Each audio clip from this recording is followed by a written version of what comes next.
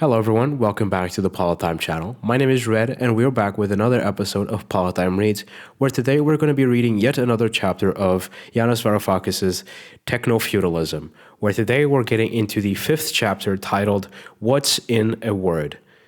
However, before the episode starts, I just want to remind you that if you enjoy our content and want to support us, you can do so over on Patreon, or if you can't support us in a monetary way, you can check out our website to learn how you can support us in alternative matters. If you want to do so, there is a link in the description below. Also, make sure to join our Discord server. Anybody can join. However, if you do join and support us over on Patreon, you get access to some special perks, like being able to submit questions to our weekly Q&A that we host on the Politdigm podcast. And also make sure to support us over at our social media platforms so that you can keep up with the newest news about Politdigm and whatever we are working on. Right, so of course, before I get into the actual reading, I have to give a little context. Of course, I always suggest that you watch the last episode to get the most context as possible. But basically, at the end of the last chapter, Yanis put forth some questions, some things that he wanted to answer in this chapter and in the upcoming chapters. So I think that's what he means by what's in a word, putting it as a question rather than the other chapter titles, which are, I wouldn't say an affirmation or suggesting anything, but are less ambiguous than this one, of course. So, anyways, let's start reading. Set on the island of Lesbos, Daphnis and Chloe is the oldest surviving romantic novel.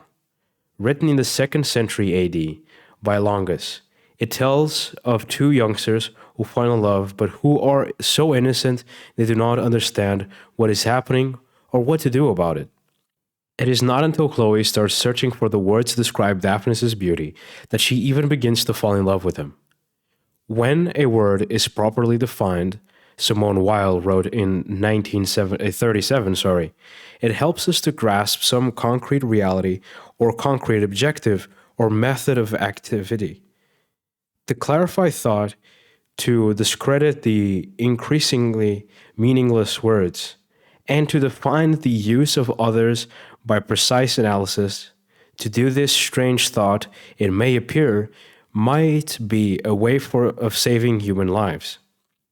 It is tempting to think that it does not really matter what we call the system we live in, technofeudalism or hypercapitalism. The system is what it is, whatever the word we use to describe it. Tempting perhaps, but quite wrong. Reserving the word fascist for regimes that genuinely fall into the category and refraining from using it to describe regimes that, however nasty, are not fascist matters hugely. Calling a viral outbreak a pandemic can prove vital in mobilizing against it. Similarly, with the global system we live in today, the word we use to describe it can influence profoundly whether we are more likely to perpetuate and reproduce it, or whether we might challenge or even overthrow it. Suppose we were living in the 1770s as the first steam engines began driving the water pumps that kept the mines dry and turning the wheels of William Blake's dark satanic mills. As their chimneys spewed thick smoke along the rivers Clyde, in Birmingham and Manchester, we would not be wrong to speak of an emergence of industrial feudalism or market feudalism. Technically, we would be correct. In the 1770s, and for at least another century, wherever one looked, one saw feudalism.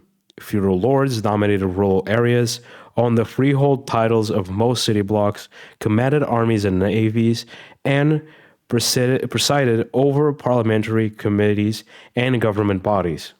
Even in the 1840s, as Marx and Engels were writing their manifesto in response to the worldwide effect of the capitalist class, most production was still taking place under the auspice of the old feudalist class, the landed gentry. Land ownership remained the main source of political authority, and rent continued to be more powerful than profit, especially in the aftermath of the Napoleonic Wars, when landlords regained the upper hand over capitalists by banning grain imports with their corn laws. And yet, something critically important would have been lost if those who forged the language of that era had been reluctant to ditch the word feudalism, choosing to call the nascent system not capitalism, but industrial or market feudalism. By boldly calling it capitalism, a century before capital had fully dominated our societies, they opened humanity's eyes to the great transformation unfolding around them as it was happening. Wherever we look today, we see capitalism. Capitalists continue to own almost everything and run the military industrial complex. They dominate parliaments, government bodies, the media, central banks, and all of the powerful global institutions such as the International Monetary Fund, the World Bank, the Paris Club, and the World Trade Organization. Markets continue to rule the lives and shape the minds and imaginations of millions. Profit remains the holy grail for the masses struggling to get by, as well as those wealthy individuals who believe in profit making as an end in itself.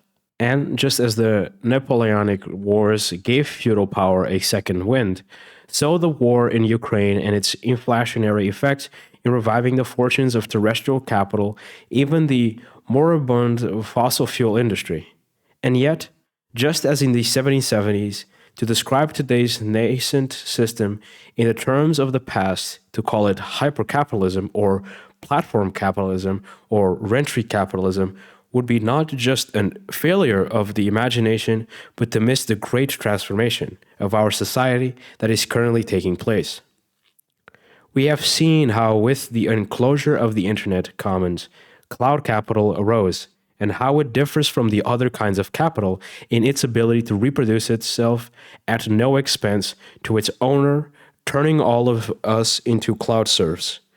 We have seen how with the shift online, Amazon now operates as a cloud thief, with traditional businesses paying Jeff Bezos to operate as his vassals.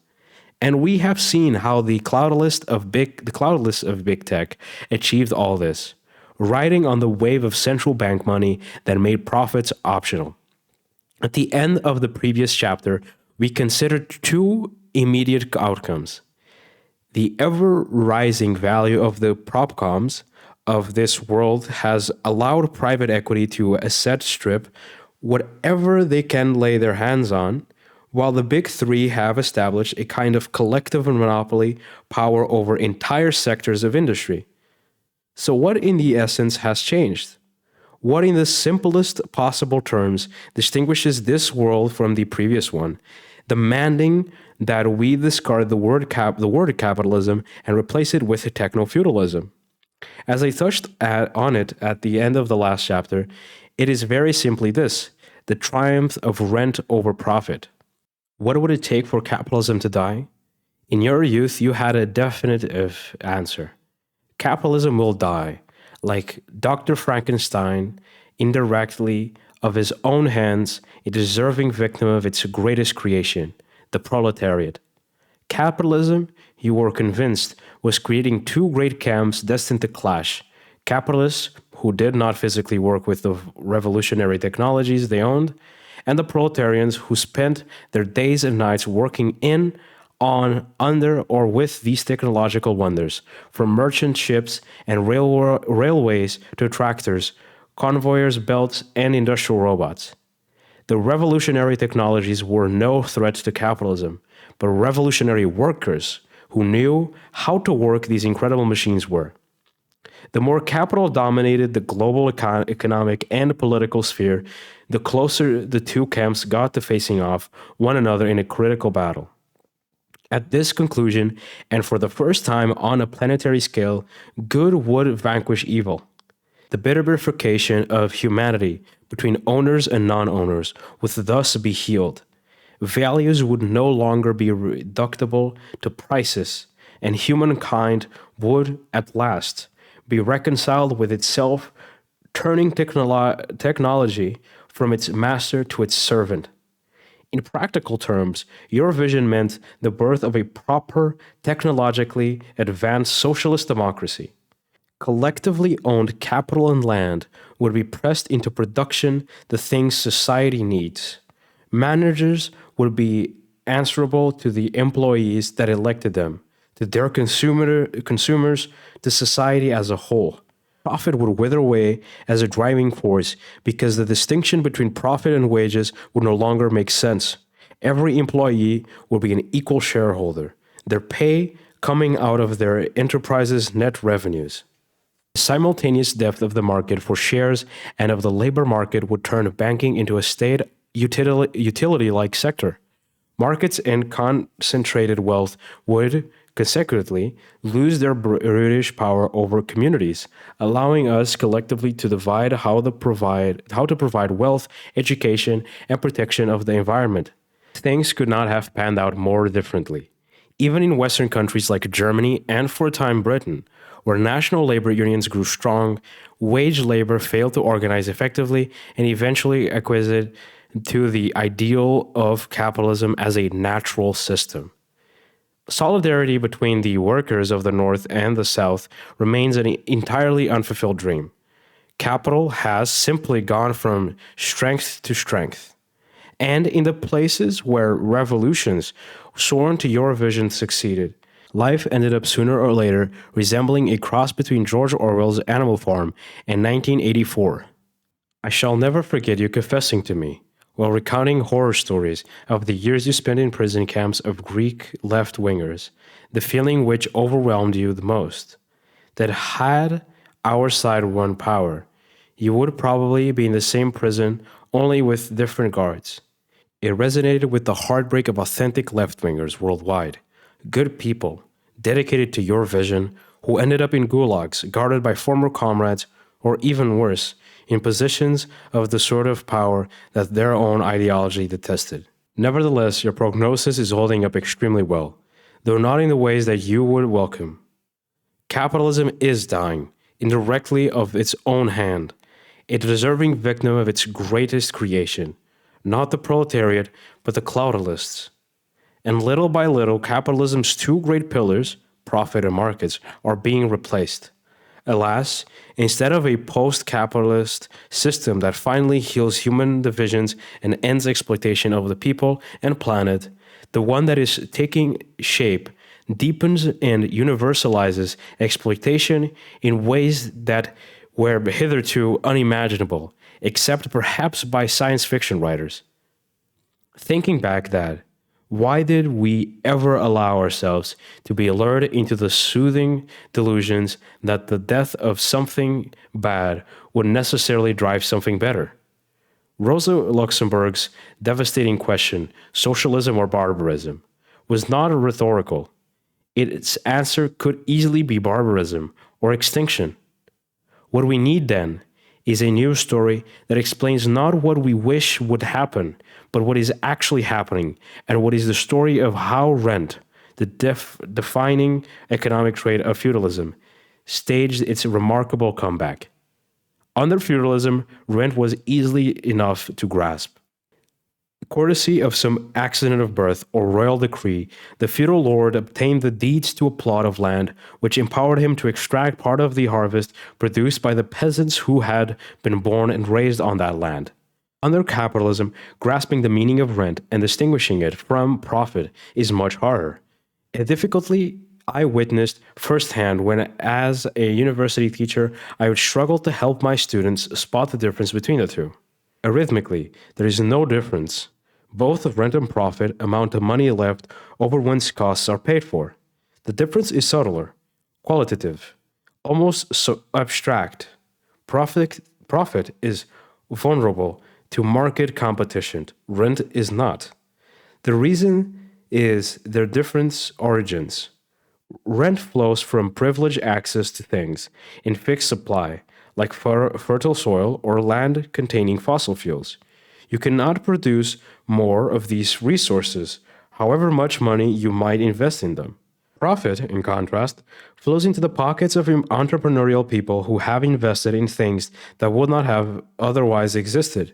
It is things like Edison's light bulb or Jobs' iPhone. It is this fact that these commodities were invented and created, and so can be invented and created again, but better by someone else, that renders profit vulnerable to competition.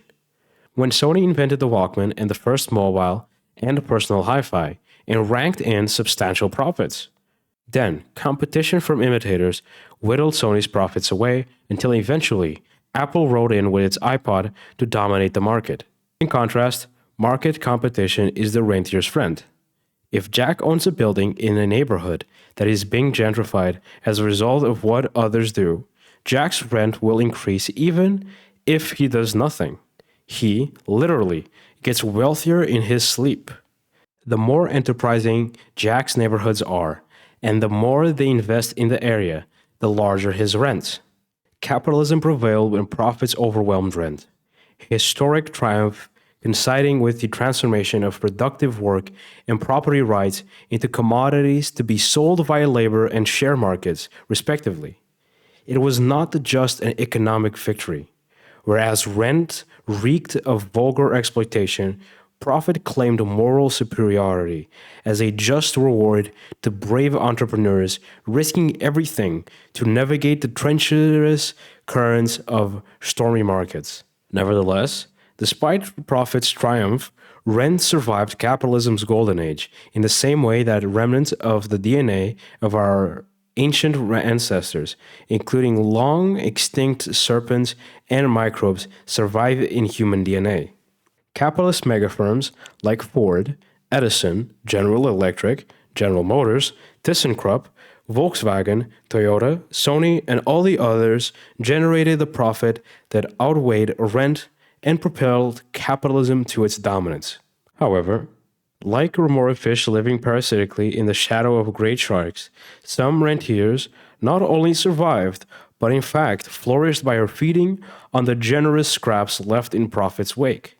Oil companies, for example, have ranked in gargantuan ground rents from the right to drill on particular plots of land or ocean beds, not to mention the unearned privilege to damage the planet at no cost to themselves. Naturally, oil companies have attempted to legitimize their loot by presenting it as capitalist profit, exaggerating the extent to which the returns are rewards to investment in smart, low-cost drilling technologies without which, it is true, the extracted oil might not be competitive with oil extracted by competing oil producers.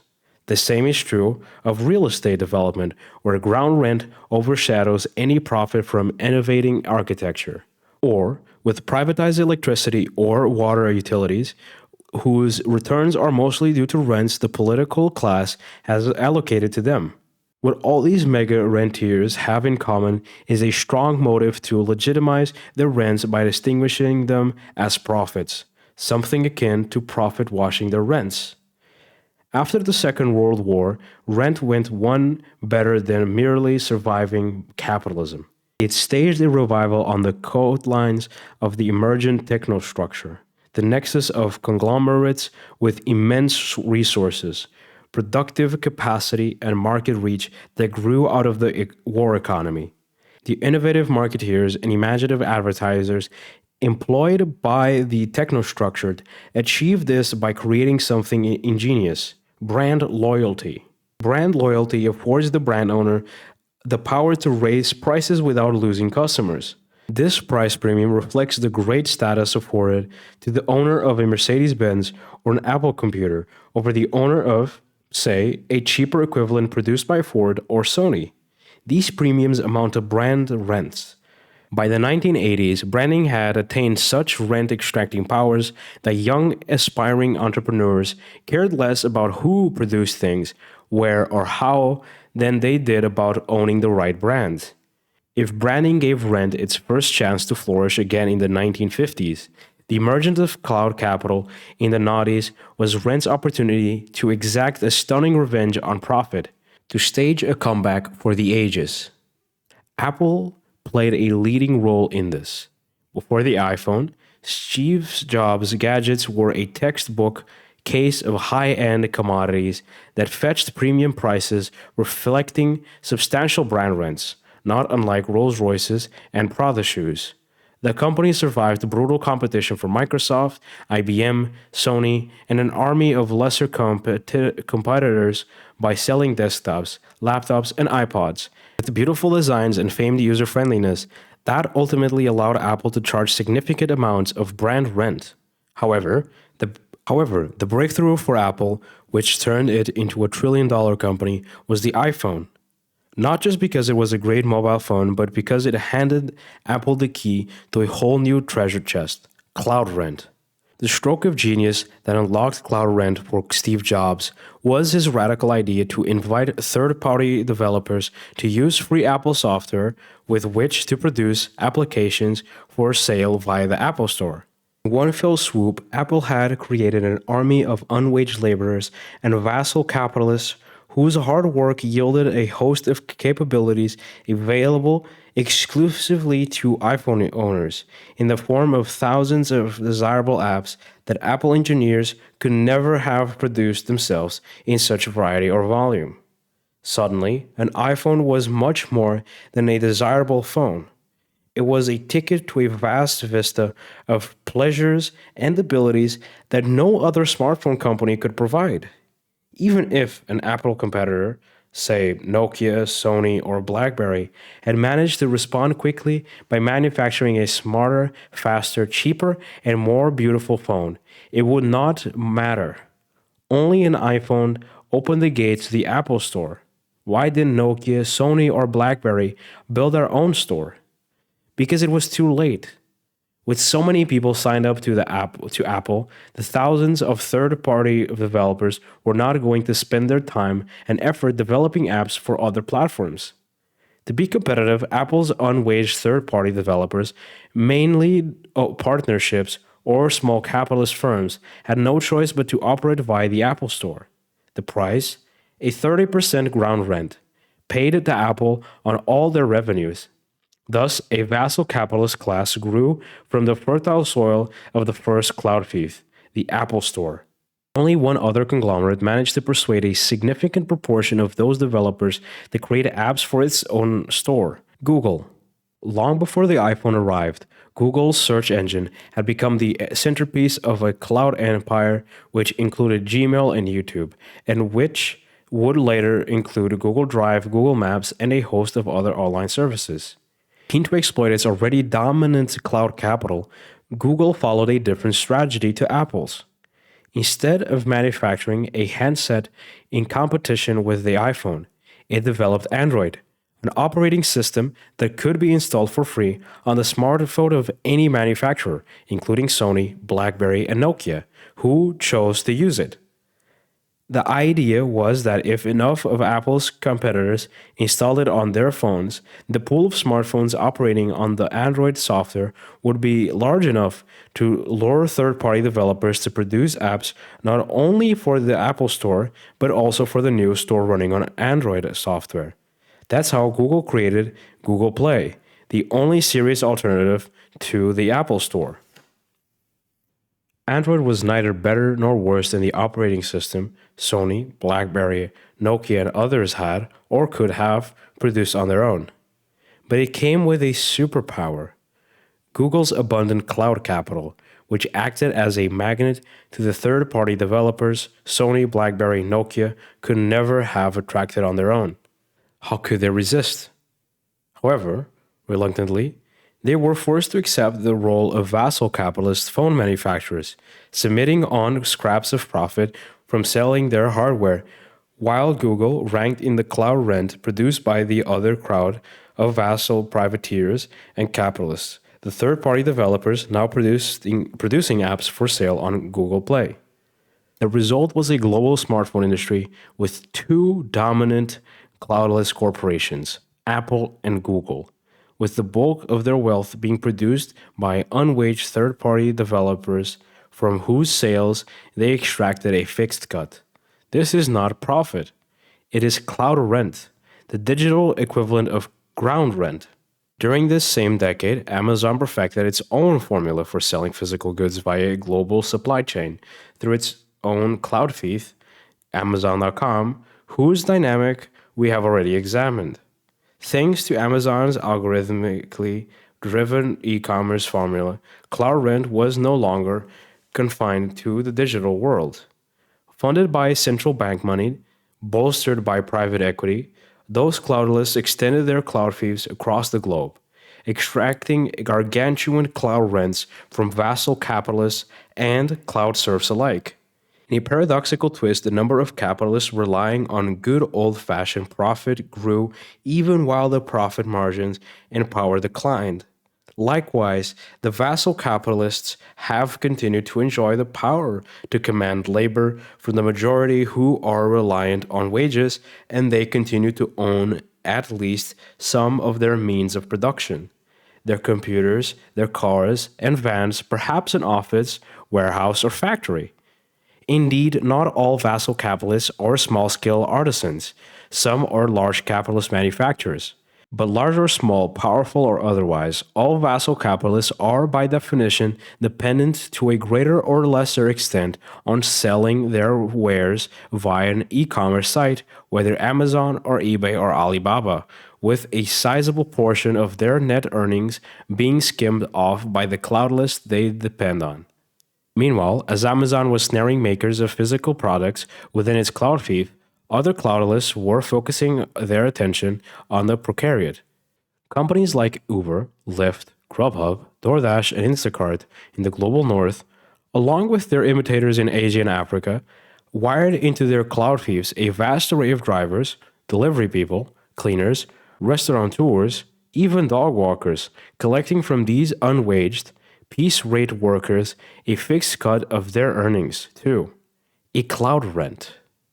Recently, I watched the Super 8 silent home movies You Left Me in a Carton at the Palio Fallero house, many of which you had filmed during your travels in the 1960s when, at the drop of a hat, the steel company you worked for would fly you to America, Japan, and Europe to buy advanced machinery, or to the West's former colonies to secure a steady supply of high-quality iron ore and cooking coal. One film reel I found was marked 1964 Indonesia. Most of the footage was of a road trip of Jakarta. 1 mile after mile of crowded country road, I could not fail to notice the roadside warungs around which scores of local congregated. Warungs, you explained, are like our kiosks in Greece, selling cheaply everything from drinks, pens, and newspapers to shampoo, aspirin, and telephone services. You might be surprised to hear that Bukalapak, sorry if I butcher that, an Indonesian cloudless firm, is taking over 3.5 million warungs, digitizing their services with a view not only to uploading their multifaceted local markets to the cloud, but also to financializing the local communities who depend on them via usurious microcredits, expensive digital cash transfers, and basic banking services. Never too slow to cotton on, Jeff Bezos dispatched Jeff Bezos expeditions to Indonesia and in 2021 began to invest in a competitor of Bukalapak's. Peter Thiel, co-founder of PayPal, early investor in Facebook, initiator of Palantir, has done the same with his Valor Ventures. So have Tencent, a leading Chinese big tech conglomerate. From factory owners in America's Midwest to poets struggling to sell their latest anthology, from London Uber drivers to Indonesian street hawkers, all are now dependent on some cloud fief for access to customers. It is progress of sorts. Gone is the time when, to collect their rent, feudal lords employed thugs to break their vassals' knees or spill their blood. The cloudalists don't need to deploy bailiffs to confiscate or to evict. Instead, every vassal capitalist knows that with the removal of a link from their cloud vassal site, they could lose access to the bulk of their customers. And with the removal of a link or two from Google's search engine or from a couple of e-commerce and social media sites, they could disappear from the online world altogether. A sanitized tech terror is the bedrock of technofeudalism. Looked at in totality, it becomes apparent that the world economy is lubricated less and less with profit and increasingly with cloud rent. And so the delightful antinomy of our era comes into focus. Capitalist activity is growing within the same process of energetic capital accumulation that degrades capitalist profit and gradually replaces capitalist market with cloud fiefs. In short, Capitalism is withering as a result of bourgeoising capitalist activity. It is through capitalist activity that technofeudalism was born and is now sweeping to power. After all, how could it be any other way? I am unconvinced, I hear you say. Feudal lords never invested in anything except intrigue and violence. Your cloudalists, in contrast, invest massively in the highest of high-tech capital. They are the epitome of capitalists, pouring money into research and development in order to produce new and desirable commodities like search results, digital personal assistants, and teleconferencing applications. Even if they manage to create something resembling a fiefdom, as Zuckerberg did with Facebook, a competitor emerges before long who siphons off millions of users to their own multi-million-dollar business. Look at the sudden rise of TikTok, for example. Your cloudists are the polar opposite of lazy barons and earls, and are far closer to Thomas Edison, Henry Ford, and George Westinghouse than any feudal lord. If anything, Yanis, they are capitalists on steroids. And in the final analysis, even if they fest more and more on what we call cloud rent, what they are doing is still capitalism. Call it rentier capitalism, or cloud capitalism, or hyper-capitalism, but techno-feudalism? No, I don't see it. It is true that the cloudalists are, or at least were, capitalists on steroids. That I would never dispute. Unlike the feudalists who were invariably born with the power to extract rents, and cloudalists had to create it from scratch. And to do that, you are right, they invented gargantuan sums in their technologies. That the question remains, what exactly did they invest in? And what came of their investments? You say that the cloudalists invested in the creation of new commodities. But a commodity is a thing or service produced to be sold for profit. Search results are not produced to be sold. Alexa and Siri do not answer your questions for a fee. Like Facebook, Twitter, TikTok, Instagram, YouTube, WhatsApp, their purpose is entirely different: to capture and modify our attention. And even when big tech cloudalists make us pay a fee to gain access to an artificial intelligence bots like ChatGPT, or sell us physical services such as Alexa, they aren't selling them as commodities. These gadgets are leased or sold cheaply, not for the negligible, often negative profit they make on them, but to gain access to our homes and via them to more of our attention. It is this power over our attention that allows them to collect cloud rent from the vassal capitalists who are in the old-fashioned businesses of selling their commodities. Ultimately, the cloudless investment is aimed not at competing within a capitalist market, but in getting us to exit capitalist markets altogether. Cloudlists like Steve Jobs, Jeff Bezos, Mark Zuckerberg, Sergey Brin do, I admit, have some things in common with Edison, Ford, and Westinghouse. Big egos, oversized companies, and a readiness to break things, including existing markets and state institutions, in order to shore up their dominance. But those captains of early 20th century big businesses were all focused squarely on achieving profit by monopolizing our markets and deploying the capital of factories and production lines. They would be the first to see that the cloudalists are now becoming fabulously wealthy without needing to organize the production of any commodity. Not only that, they are free from pressure of a market to produce cheaper, better commodities, or indeed the constant fear that a competitor might come up with a product that steals their market share altogether. But your cloudlists do live in such fear, I hear you object. Look at how TikTok drained Facebook's users and revenues, or at the existential threat to Netflix that is Disney Plus, or at how Walmart's e-commerce site has been taking market share from Amazon.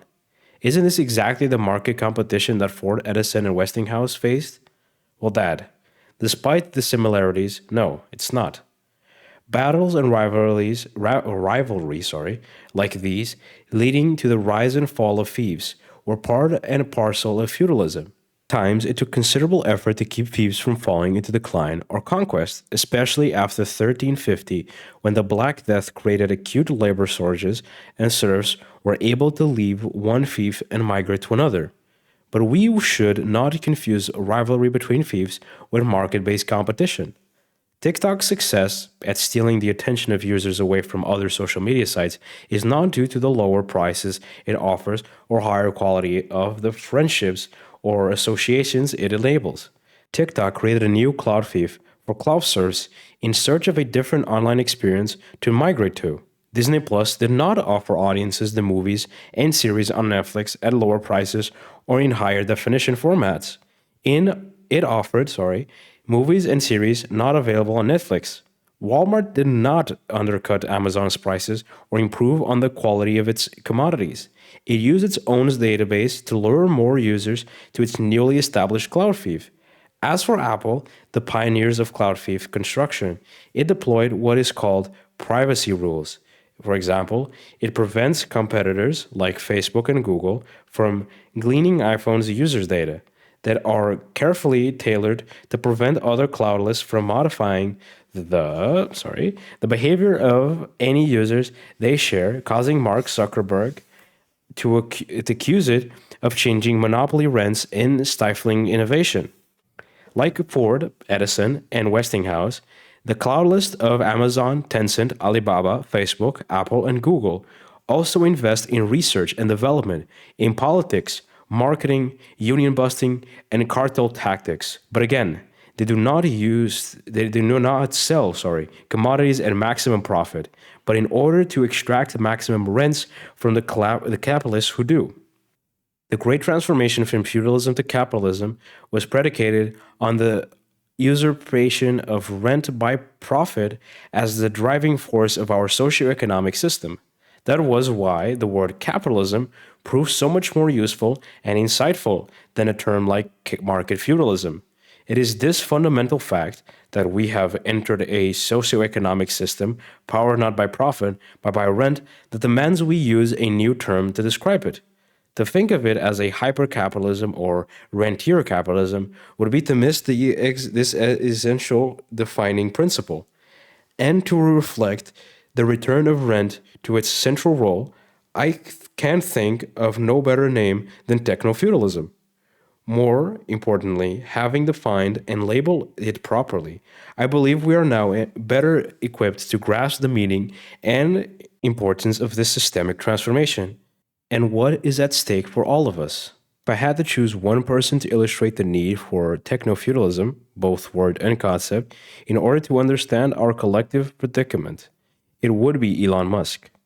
Brilliant and flawed, combining rare engineering talents with ridiculous public displays of ostentation, Musk is our era's Thomas Edison, the man who, you may recall, electrocuted an elephant in order to discredit a rival. Having revolutionized industries that are normally the graveyard of upstarts, from car manufacturing to space travel and even brain-computer interfaces, Musk proceeded to spend tens of billions of dollars on buying Twitter, risking in the process of everything he had achieved as a manufacturer and engineer. Many commenters opined that Musk was just another rich brat looking for an even more impressive toy than the ones he had already. But there was a logic to his purchase of Twitter, a techno-feudal logic that elucidates much more than Musk's mindset. We should not be surprised if Musk was indeed feeling unfulfilled. For all his success as a manufacturer, and despite attaining richest man in the world status, neither his achievements nor his wealth granted him entry into the new ruling class. His Tesla car company uses the cloud clearly to turn its drivers into nodes on a digital network that generates big data and ties drivers to Musk's systems. His SpaceX rocket company and the flock of satellites it pollutes our Earth's low-orbit periphery with contributes significantly to the development of other moguls' cloud capital. But Musk, frustratingly for the business world's infant terrible, he has lacked a gateway to the gigantic rents that cloud capital can furnish. Twitter could be that missing gateway. Immediately after taking over Twitter, Musk spoke of his commitment to safeguarding Twitter as the public square where we debate anything and everything. It was a bit of propaganda which successfully diverted the public's attention towards an endless global debate about whether the world should trust its foremost short-form debating forum to a mogul with a history of playing fast and loose with the truth and on that same forum. While the liberal commentariat was fretting over Donald Trump's reinstatement, decent people admissioned the terrible treatment of Twitter's employees, and the left agonized over the rise of tech-savvy version of Rupert Murdoch. Musk was keeping his eye on the ball. In a revealing tweet, he admitted his ambition to turn Twitter into an everything app. What did he mean by an everything app?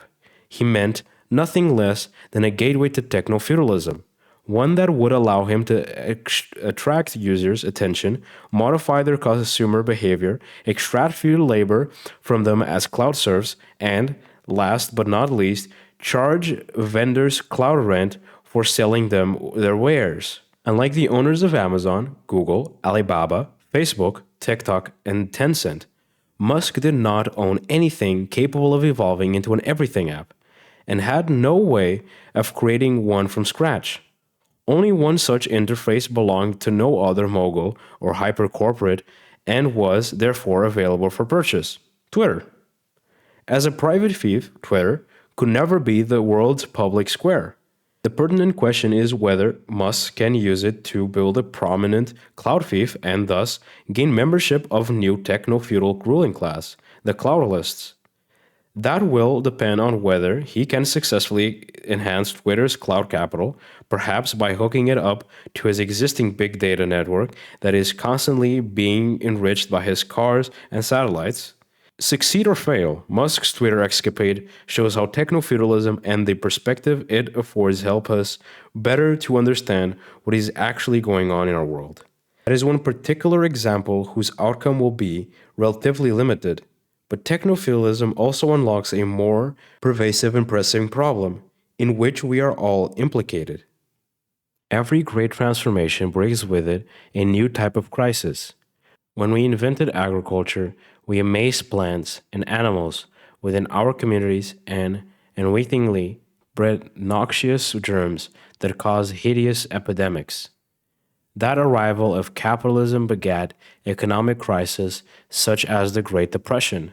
Today, techno-feudalism is deepening pre-existing sources of instability and turning them into new existential threats, specifically the great inflation and cost of living crisis that have followed the recent pandemic cannot be properly understood outside the context of techno-feudalism. In the last chapter, I recounted how, for 12 long years after the crash of 2008, central banks printed trillions to replace the bankers' losses. We saw how socialism for bankers and austerity for the rest of us dampened investment, blunted Western's capitalism's dynamic, and pushed into a state of gilded stagnation. The only serious investment of the central bank's poisoned money during this time went into the accumulation of cloud capital. By 2020, cloud rents occurring to cloud capital accounted for much of the developed world's aggregated net income. That, in brief, is how cloud rent gained the upper hand and profit retreated. One does not need to be left-leaning to know that rent's stunning comeback could only mean deeper and more toxic stagnation. Wages get spent by the many struggling to make ends meet. Profits get invested in capital goods to maintain the capitalist capacity to profit. But rent is stashed away in a property, mansions, yachts, art, cryptocurrencies, etc., and stubbornly refuses to enter circulation, stimulate investment into useful things, and revive flaccid capitalist societies. And so a vicious cycle begins. Deeper stagnation ensues, causing central banks to print more money, enabling more extraction and less investment, and so on. The pandemic exacerbated the same trend. The only significant difference from the pre pandemic period was that, this time, and for the first time since 2008, some of the fresh trillions printed by central banks were spent by governments on the population to keep their citizens alive while locked down. Nonetheless, most of the new monies ended up bolstering the share prices of big tech corporations. This explains the report of Swiss banks UBS published in October 2020, which found that billionaires had increased their wealth by more than a quarter, 27.5%, between April and July of that year, just as millions, of people around the world lost their jobs or were struggling to get by on government schemes. Meanwhile, lockdowns closed ports, roads, and airports, throttling the supplies of goods in economies where, for many years, underinvestment had already depleted the capacity to produce locally. What happens when supply suddenly dies? Especially during times when the lockdown masses get some income support from the central bank's money tree. The price of groceries, exercise bikes, bread makers, natural gas, petrol, housing, and a host of other goods goes through the roof, and following a dozen years of subdued prices, a great inflation sets in. Many hope that the inflation resulting from blockages in the supply chain would be mild. The expectation that inflation would be transitory had a logic to it.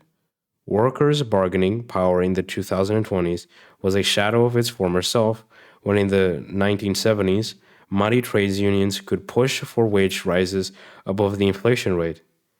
It followed that with only limp wages rises to support them once government furlough schemes and income support came to an end, the purchasing power of the masses would simply be depleted by raising prices, demand for goods would ebb, and prices would fall. It wasn't panned out that way. Inflation is never just monetary phenomena, just as money is never just a token of exchange value. When, for whatever reason, prices surge across the board, a social power game is afoot in which everyone attempts to suss out their bargaining power. Business managers try to work out how far they can rise prices, if not the profit, then at least to recoup their own rising costs. Rentiers, both traditional and cloudless, test the waters with the rent hikes. Workers assess the extent to which they can push for a pay rise, at least to compensate for the higher bills they must meet. Governments play the game too. Do they intervene by using the greater income and VAT taxes receipts flowing from the rising prices, or assist weaker citizens being crushed by inflation? Or do they subsidize big business as it squeezes by high energy prices? Or do they do nothing much? Until these questions get answered, inflation continues to roll. In a power game like this, it is power that matters above all. If capital dominates labor, inflation ends when workers accept a permanent reduction in their wage shares of total income. If government dominates capital, as for example in China, inflation dissipates when cloudless and rentiers acquiesce to a chunk of their loot being used to pay off a portion of the state's deficits, debts, or expenditures. The question for us then becomes, what happens in the societies where cloud capital dominates terrestrial capital and labor is at the bottom of the pecking order? Two things happen, one obvious and one far less so. On the surface, supermarkets, energy companies, and other conglomerates that is able to inflate prices above its cost will rake in super profits. However, the less obvious but more interesting repercussion of the great inflation in a world going through its early techno-feudalist phase is subtler and woven into society's productive fabric. Traditional capital is further displaced by new cloud capital, hastening and strengthening techno-feudalism's superarching reach. Here are two examples of how it goes. German car makers were dealt a double blow by the great inflation. Rising fuel prices not only put their customers off, but elevated the energy cost of making cars. The German press went so far as to agonize over the country's possible deindustrialization. While their angst was justified, their analysis missed the point.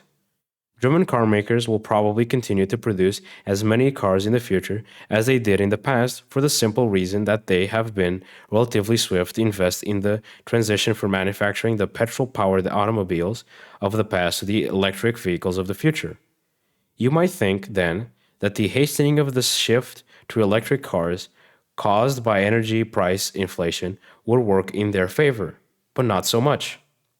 The kernel of German capital's power and success is high-precision mechanical and electrical engineering.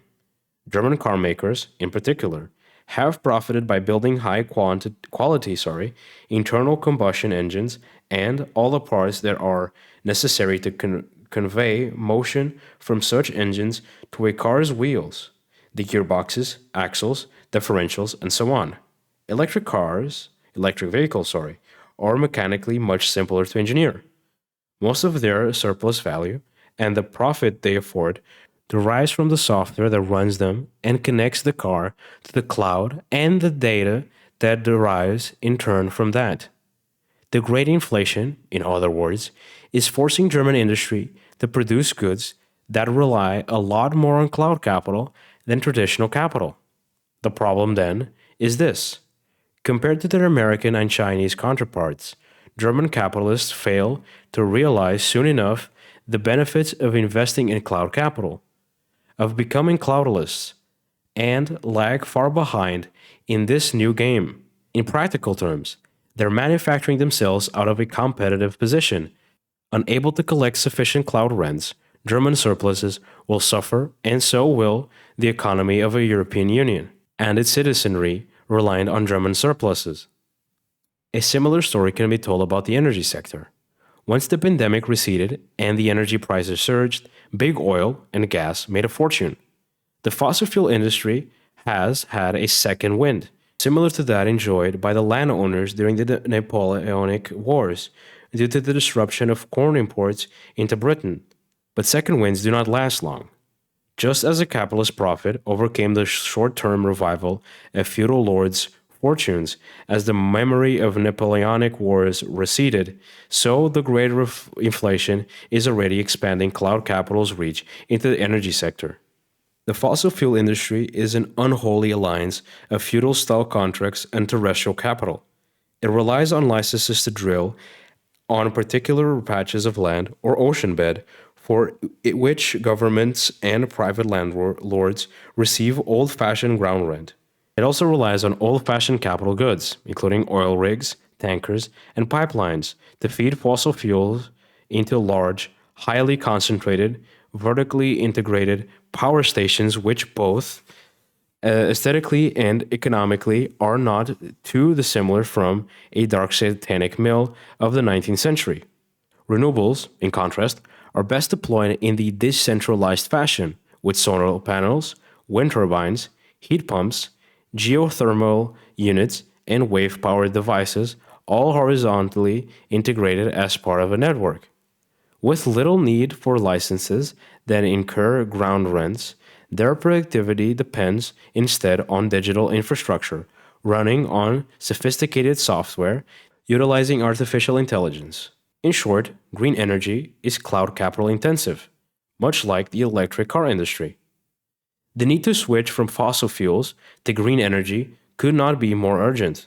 Rising energy costs that is an integral part of the great inflation would seem to have taken us away from that goal, offering a windfall to the fossil fuel industry. But this will not last long. Advances in green energy are pushing down fast the cost of green electricity generation, even though the life cycle of fossil fuels has been extended ruinously for the planet. Cloud-based green energy is growing, and with it, so is the relative power of cloudalists. Technofeudalism has inbuilt tendency to dampen price inflation, as it is in its nature to squeeze wages, prices, and profits. But how exactly the great inflation will unfold in the short term is impossible to predict accurately because, as we have seen already, inflation is always a symptom of a flare up of the ongoing class war. Its trajectory will be determined primarily by politics and power. And what is certain is that by enhancing the scope of cloud capital, the great inflation will ultimately be bad for labor's political power, as it turns more of us into cloud proles. Still, a large question mark hangs over the future of technofeudalism. Now that the great inflation has forced central banks to stop their money printing, causing the cloudless share prices to tank and tens of thousands of big tech employees to lose their jobs, and now that oil companies and supermarkets are enjoying some fabulous profits, won't the techno-feudal bubble burst? Has it not burst already? Your original question was whether the internet would make capitalism invincible or prove its undoing. And by now, you know my answer. But given the economic tumult in the post pandemic years, it would be reasonable to wonder whether the trends and principles I have identified still hold. Hasn't the great inflation revived capitalism? Mainstream economic commentators found the great inflation rather mysterious, and certainly not the sign of some underlying historic transformation, techno-feudalist or otherwise. To them, inflation was the natural consequence of central bankers printing too much money and for governments overspending in it during the pandemic.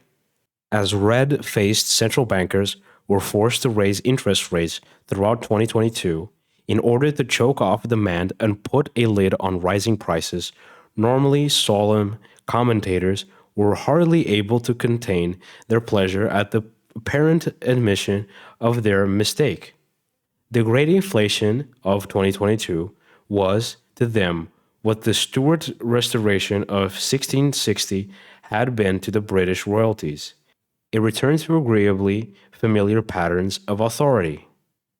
Not only that, with the money becoming more expensive to borrow and to hold, the many years when money's price languished around zero had ended. Sanity had been restored. There was a price to pay, of course, the familiar hangover after the party ended. With interest rates rising, financiers relying on borrowed money to play the stock exchanges were forced to exit the market and, unsurprisingly, share prices declined even faster than interest rates had risen. And since the higher the rise, the harder the fall, it was the cloudless conglomerates whose stock exchange value had taken off during the pandemic that fell the most under the great inflation. During 2022, the total share value of US big tech cloudless companies shrank by a remarkable 4 trillion. Though, more remarkable still, perhaps, was the fact that their stock exchange valuation remained, on average, above its pre-pandemic level. Meanwhile, lockdown winners like Peloton, Zoom, and Caravana all plummeted. So did the meme stocks like AMC and GameStop, so-called CPACs and NFTs, not to mention Bitcoin, Dogecoin, and other crypto false compromises. The commentariat was almost relieved. Technofeudalism, even if it had been taking hold for a brief period, was just another burst bubble. From their point of view, our focus for concerns as we navigate persistent inflation should be the connection between energy and food prices and the war in Ukraine, US sanction on various countries, relocation of production due to the prospect of the new Cold War between America and China, aging populations, stricter immigration controls. In other words, it's back to business as usual. And many left-wingers have found similar solace in the great inflation. They may abhor the hardship that inflation inflicts on the poor, but welcome the feeling that the world makes sense to them again. With the price of money rising well above zero once more, and the market value of companies like Meta, Tesla, and Amazon crashing down to earth, the old capitalist order they know well how to despise is back. I sense that you too, Dad, might be harboring similar thoughts. Well, I'm sorry to say, there will be no return to the good old, bad old days. First, those torrents of central bank money have already built cloud capital up to critical mass. It is here to stay and to dominate because its immense structural power to extract vast cloud rents from every society on Earth remains completely undiminished. This would not be the first time a bubble has built up capital that ensures after the bubble's bursting. America owes its railways to precisely this pattern. That bubble burst in the 19th century, but not before tracks were laid down that are still in place, from Boston and New York to Los Angeles and San Diego. More recently, when the dot-com bubble burst in 2001, bankrupting early internet-based companies whose stock market valuation had reached ridiculous levels, it left behind a network of fiber optic cables and servers which provided the infrastructure underpinning Internet 2 and big tech. Second, the central bank money has not actually run dry. It is still flowing, albeit at a slower pace, which nonetheless suffices to keep technofeudalism buoyant. Central banks can't afford to steam up their flows completely, even if this is what they must do to defeat the great inflation. Recent bank failures in California and Switzerland reminded America's and Europe's central banks that, if they dare to withdraw the trillions they have pumped into North Atlantic economies, a vortex of volatility is ready to hit the $24 trillion market for the United States public debt, the very bedrock of the international banking and finance. The European Central Bank knows that it risks pushing every German bank plus the state of Italy into a deep bankruptcy, and in doing so, blowing up the euro. The Bank of Japan, the first central bank to practice energetic money printing back in the 1990s, refuses to even imagine ending the practice. As for the Bank of England, on the 28th September 2022, after formally announcing the end of its pound printing, it had to beat an ignominious threat: public debt. In short, central bank money is here to stay, and will continue to play the systemic role once held by capitalist profit. Third, cloud capital is now so well entrenched that it is bolstered and augmented not just by central bank money and its own capacity to amass cloud rent, but from every new development as it arises, from the need for more renewables and self-driving cars to the demands of cheap online degree programs for youngsters who can't afford more student debt.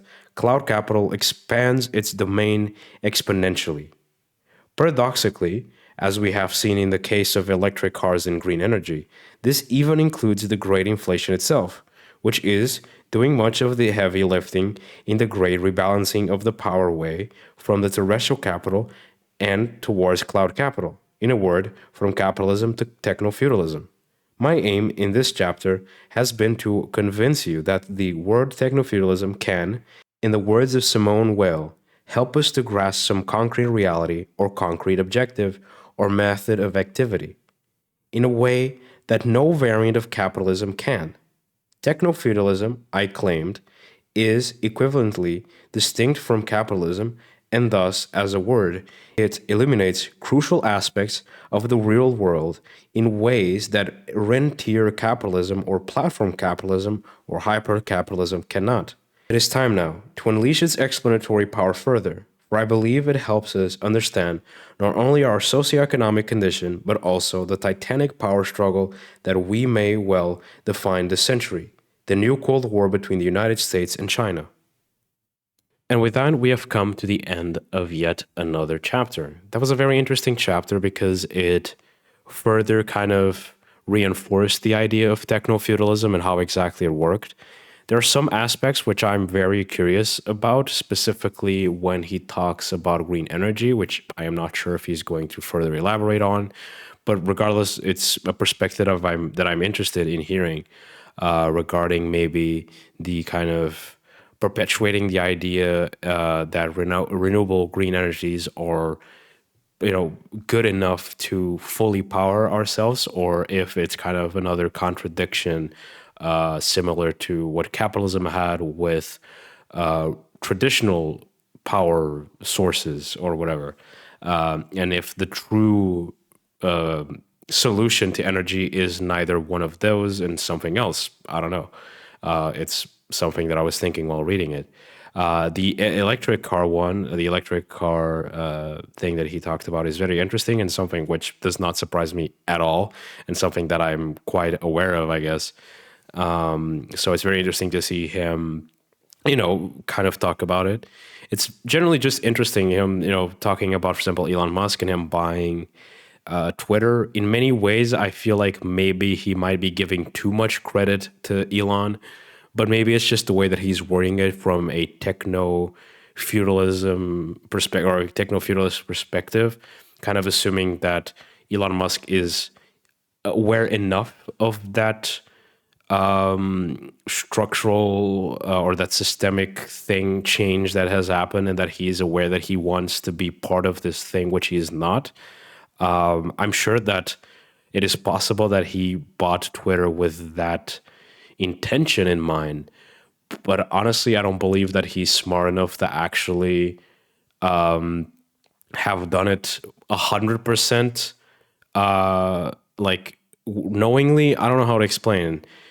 Just that he probably just was like, no, I need to get into this new cool kids club, and buying Twitter is my plan. And from here on out, I have no idea what the hell I'm doing. At least that's the feeling I get. Maybe, sure, he did understand that buying Twitter could get him into the cool kid club or the cloudalists, but that he doesn't actually know how the hell to do so, because I truly do think that Elon Musk is a moron. But hey, that's my opinion. Other than that, his kind of distinction between how feudalism was powered and led by rent, and that then capitalism, in contrast, was then led by profit or capital or land capital, as terrestrial capital. Sorry, not land capital, terrestrial capital, as Yanis defines it, and that now we have turned back to rent, a new form of rent, cloud rent. And it is because of that reason, because of the cloud rent and the techno aspect of our new form of feudalism, because it's fueled by rent rather than profit, that he defines it as techno-feudalism. And that's really interesting. And that does kind of allow me to, if somebody would come up to me at the street and ask me, hey, explain techno-feudalism to me, I feel like now I could kind of do it to a clear extent. The idea that we have completely changed our socioeconomic dynamics, that the dynamics of capitalism have died, and that we are living in a sort of post-market and profit-led economic system, and that now we live in a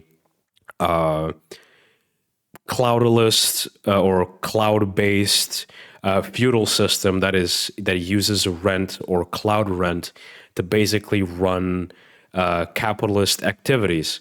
And that even though capitalism does still exist, it is basically, and sorry, pardon my French, the bitch of the techno-feudalists, and that it's basically serves the techno-feudalists as the vassals, the capitalist vassals, and its workers, which are now part of a more dehumanizing system, than before. It's also very interesting the way that he talks about specifically the kind of the evolution, for example, of the iPhone and Apple, and kind of the first forms of cloud thieves, of the fiefdoms.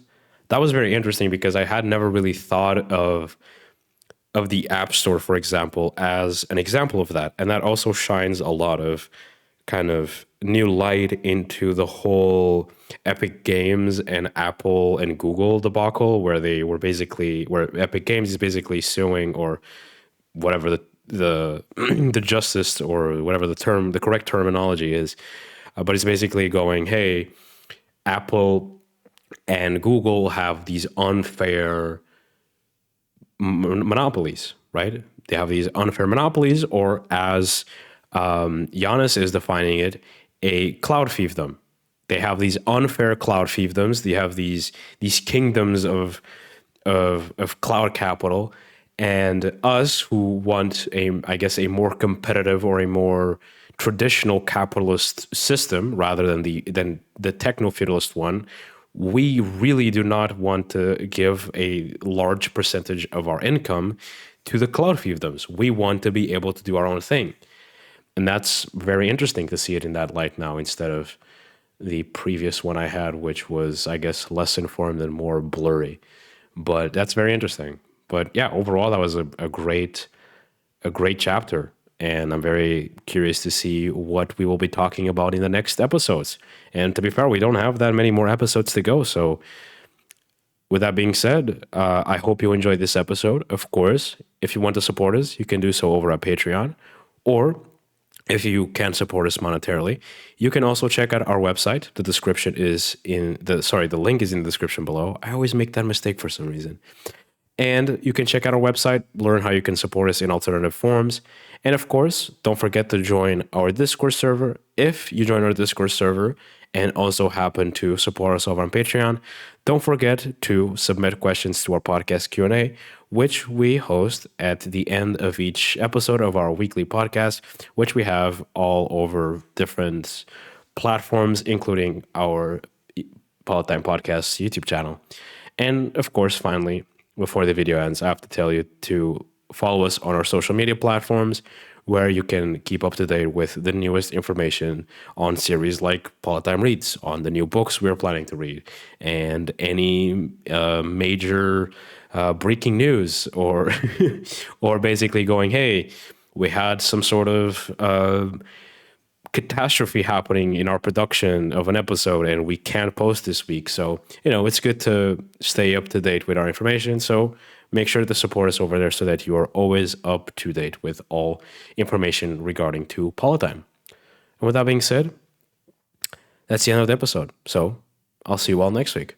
Goodbye, everybody.